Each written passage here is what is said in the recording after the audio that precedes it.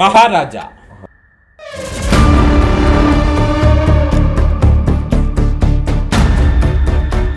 മഹാരാജ പടത്തിന്റെ റിവ്യൂ ആയിട്ടാണ് ഇന്ന് നമ്മൾ എത്തിയിരിക്കുന്നത്. റിവ്യൂ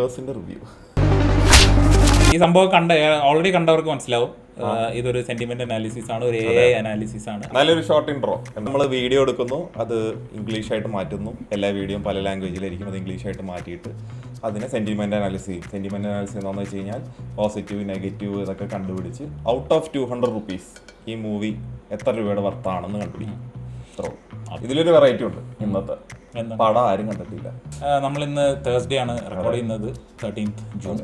പ്രീവ്യൂ ഷോ തമിഴ്നാട്ടിലൊക്കെ നടന്നു. അതുകൊണ്ട് അവർ അത്ര കോൺഫിഡന്റ് ആണെന്ന് തോന്നുന്നു. റിവ്യൂവേഴ്സിനൊക്കെ വിളിച്ചിട്ട് ഒരു പ്രിവ്യൂ ഷോ നടന്നിട്ടുണ്ട്. തമിഴിലെ ടോപ്പ് റിവ്യൂവേഴ്സ് കുറച്ച് പേര് ഓൾറെഡി റിവ്യൂ ചെയ്തിട്ടുണ്ട്.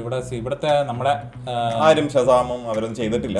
പിന്നെ പല പ്രത്യേകതകളുണ്ട് ഈ പടത്തിന്. എന്താണെന്നറിയോ? വിജയ് സേതുപതിയുടെ 50th മൂവി. അതുകൊണ്ട് പിന്നെ ട്രെയിലറിൽ കണ്ട പോലെ അനുരാഗ് കശ്യപ് അഭിനയിച്ചിരിക്കുന്നു.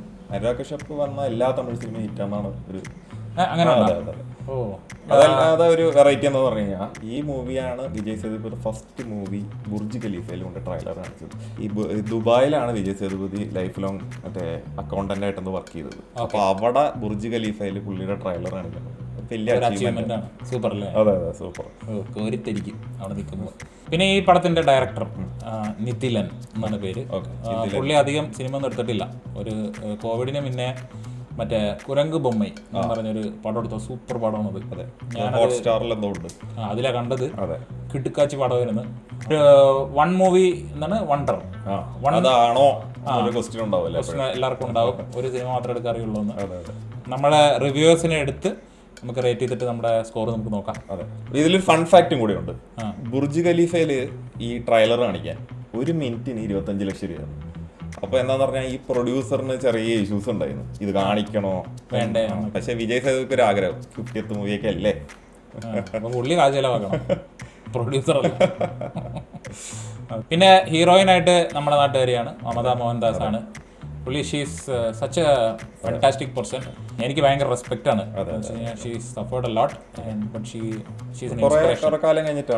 കുറെ കാലം കഴിഞ്ഞിട്ടാണ് അഭിനയിക്കുന്നത്. അതെ. ഓക്കെ, ആദ്യത്തെ റിവ്യൂ നമ്മൾ ചെയ്യാൻ പോകുന്നത് ഇറ്റ് ഈസ് പ്രശാന്ത് എന്ന് പറഞ്ഞൊരു ചാനലുണ്ട്. പുള്ളിക്കാരൻ റിവ്യൂ ചെയ്ത് ഒരു ആക്ടറായി മാറി. 179 ഔട്ട് ഓഫ് 200. അതൊരു ഫാന്റാസ്റ്റിക് മൂവി. പുള്ളി പറഞ്ഞത് തമിഴ്നാട്ടിൽ ഇപ്പൊ കുറെ കണ്ടന്റിന് ഒരു കുറവുണ്ട്. മലയാള സിനിമയാണ് ഓടുന്നത്, വേറെ ഒന്നും ഓടിയിട്ടില്ല. അപ്പൊ തമിഴിൽ ഒരു കണ്ടന്റിന് ഒരു കുറവുണ്ട്, നല്ല പടങ്ങളുടെ കുറവുണ്ട്. അപ്പൊ ഈ പടം കാണാതിരിക്കരുത്, എന്തായാലും കാണണം എന്നുള്ളത്. ചിലപ്പോ 2024 ആദ്യത്തെ ഹിറ്റാണോ അത്? അല്ല, ഒരു സൂര്യയുടെ ഒരു പടം ഹിറ്റായെന്ന് കേൾക്കുന്നുണ്ട്. അതില് ഉണ്ണിമൂന്നൻ ഗരുഡത്തിന്റെ പേര് സുരേഷ് ഗോപിയുടെ ഒരു പടം വന്നായിരുന്നു ഈ ഇടയ്ക്ക്, ഗരുഡൻ. അത് തന്നെയാണ് പേര്, ഗരുഡൻ. ഉണ്ണിമൂന്നനോട് സജസ്റ്റ് ചെയ്തായിരിക്കും. അടുത്തത് നമ്മുടെ കമന്റ്സില് ഒരു വ്യൂവർ ഇട്ടിരുന്നു, ഫിലിമി ക്രാഫ്റ്റ് എന്നുള്ള ചാനൽ വളരെ നല്ല ചാനലാണെന്ന്. അപ്പൊ നമ്മളെ പുള്ളിനെ കൺസിഡർ ചെയ്തു. അപ്പൊ പുള്ളിയുടെ സ്കോർ എന്താണ് പറഞ്ഞോളൂ? പുള്ളിയുടെ സ്കോർ 175. പുള്ളിയും പറഞ്ഞത് ഫുൾ പ്രൈസിങ് ആയിരുന്നു. അതെ. അപ്പൊ വിജയ് സേതുപതിയുടെ ലൈനായിട്ട് കുറെ പടം ഫ്ലോപ്പ് ആയിരുന്നു. അതെ. ഹിന്ദിയിൽ ഇപ്പൊ ഒരു പടം വന്നായിരുന്നു, നമ്മുടെ കട്രീന കൈഫ്, മേരി ക്രിസ്മസ്. അതെ, മേരി ക്രിസ്മസ്. അത് പന്ന പടമായിരുന്നു. അതെ. രണ്ടുപേരും അപ്പൊ 175 ആണല്ലോ. അതെ, ഒരാൾ 175, ഒരാൾ 179. Prashanth review 179, filmy craft 175. അപ്പൊ ആവറേജ് 170 ക്രോസ് ചെയ്യോ? ആദ്യമായിട്ട് നമുക്ക് നമ്മുടെ ആവറേജ് പെട്ടെന്ന് നോക്കിയാലോ, ഇതിലൊരു ഇൻട്രസ്റ്റ് നമുക്ക് എത്ര ആവറേജ് എന്നുള്ളത്. അപ്പോൾ നമ്മൾ ഇതിൽ 4 പേരെ എടുത്തിട്ടുള്ളൂ.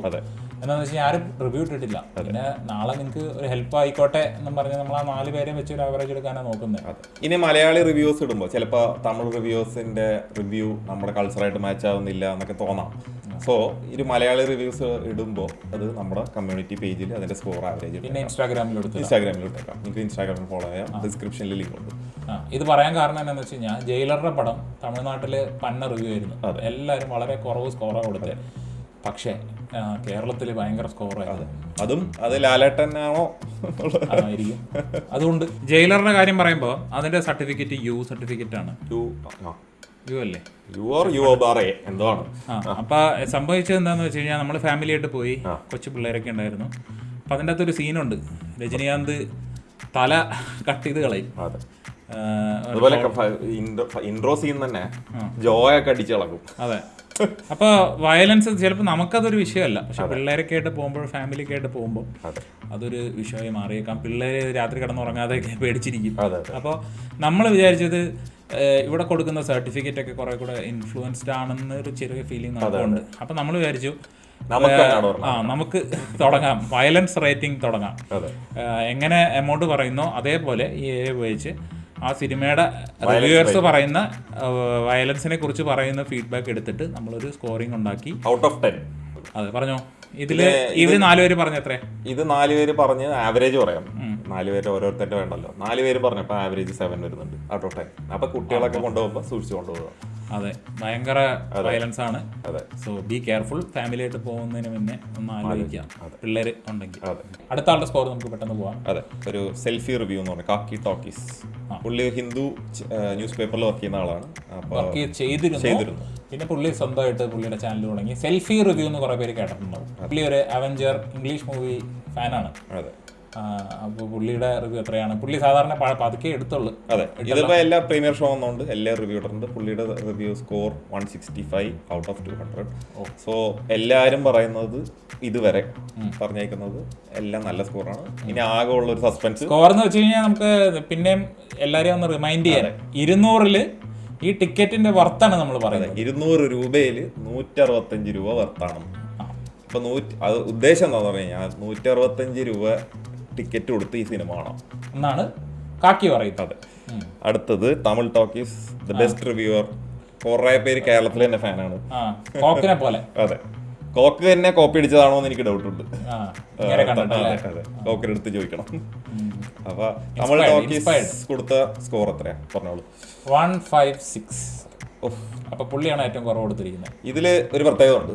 നമ്മൾ സ്കോർ ചെയ്യുന്ന ആ റേഞ്ച് 140, 160, 200. 140 ആണെങ്കിൽ ഫസ്റ്റ് റോ, 160 ആണെങ്കിൽ നടുക്കത്തെ ഏറ്റവും കൂടുതൽ നല്ല വ്യൂയിങ് എക്സ്പീരിയൻസ് ഉള്ള റോ, പിന്നെ 200. പിന്നെ നമുക്ക് സോ ഈ 156 സ്കോർ പോലും 140 ഒരുപാട് മുകളിലാണ്. അതെ, തമിഴ് ടോക്കീസിന്റെ റിവ്യൂവില് പുള്ളി പറഞ്ഞൊരു ഒരു കാര്യം എന്തായിരുന്നു വെച്ച് കഴിഞ്ഞാൽ, മലയാളത്തിലെ ഇരട്ട എന്നുള്ള പടമില്ലേ, അതിന്റെ കുറെ റിസംബ്ലൻസ് ഈ പടത്തിനുണ്ടെന്നാണ്. അപ്പൊ നമ്മുടെ ആവറേജ് ഈ 4 പേര് എടുത്തിട്ട് എത്ര വരുന്നുണ്ട്? 168.75. So almost 169 rupees. അപ്പൊ 200 രൂപ കൊടുത്ത് കാണാട്ടോ. അതെ, നല്ല പടമായിരിക്കും. നല്ല പടമാണെന്ന് തോന്നുന്നു. പിന്നെ ട്രailer ഞാൻ കണ്ടിരുന്നു. കാലക്കൻ ട്രailer-ആണ്. നിങ്ങൾ കണ്ടില്ലെങ്കിൽ നിങ്ങൾ എന്തായാലും ആ ട്രailer ഒന്ന് കണ്ടു നോക്കണം. പറഞ്ഞ പോലെ നമ്മൾ മലയാളി റിവ്യൂവേഴ്സ് ഇവരൊക്കെ ഇടുമ്പോൾ നമ്മുടെ സ്കോർ എടുത്ത് നമ്മൾ നമ്മുടെ കമ്മ്യൂണിറ്റി പേജിലും ഇൻസ്റ്റാഗ്രാമിലും ഇടുന്നതായിരിക്കും. ആൻഡ് നിങ്ങൾക്ക് ചിലപ്പോൾ ഈ സ്കോറായിട്ട് കണക്ട് ആവുകയാണെങ്കിൽ നാളെ തന്നെ പോയി കാണാം. ഞങ്ങൾക്ക് നാളെ കാണണം എന്നൊരു ഫീലിംഗ് ഉണ്ട്. ഒരു വിജയ് സേതുപതി ഫാനാണ്. അതെ.